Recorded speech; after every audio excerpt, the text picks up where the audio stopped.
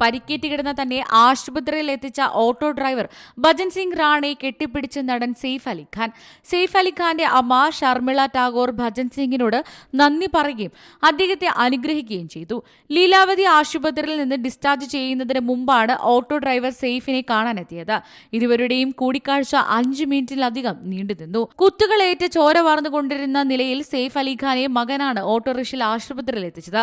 അപകട സമയത്ത് വീട്ടിൽ ഡ്രൈവർ ഇല്ലാത്തതിനാലും വാഹനം പ്രവർത്തിക്കാത്തതിനാലും ആ വഴി വന്ന ഭജൻ സിംഗിന്റെ ഓട്ടോയിൽ കയറി സെയ്ഫിനെ 2 കിലോമീറ്റർ അകലെയുള്ള ലീലാവതി ആശുപത്രിയിൽ എത്തിക്കുകയായിരുന്നു. കഴിഞ്ഞ ദിവസം ഭജൻ സിംഗിന് ഒരു സ്ഥാപനം 11,000 രൂപ പാരിതോഷികം നൽകിയിരുന്നു. സേവനത്തിന് സെയ്ഫിൽ നിന്ന് ഓട്ടോ ഡ്രൈവർ പണം നിരസിച്ചതായും റിപ്പോർട്ടുകളുണ്ട്. കേസ് അന്വേഷണവുമായി ബന്ധപ്പെട്ട് മൊഴിയെടുക്കാൻ ബാന്ദ്ര പോലീസ് ഭജൻ സിംഗിനെ കഴിഞ്ഞ ദിവസം വിളിപ്പിച്ചിരുന്നു. ജനുവരി 16-നാണ് സെയ്ഫ് അലി ഖാന്റെ വീട്ടിൽ കള്ളൻ കയറിയത്. കുടുംബത്തെ രക്ഷിക്കാനുള്ള ശ്രമത്തിനിടെയാണ് നടന് കുത്തേറ്റത്. പ്രതിയെ കഴിഞ്ഞ ദിവസം പോലീസ് അറസ്റ്റ് ചെയ്തു. ഏറ്റവും പുതിയ വാർത്തകളും വിശേഷങ്ങളും വിരൽ തുമ്പിലറിയാൻ സീ മലയാളം ന്യൂസ് എല്ലാ ഡിജിറ്റൽ പ്ലാറ്റ്ഫോമുകളിലും ലഭ്യം.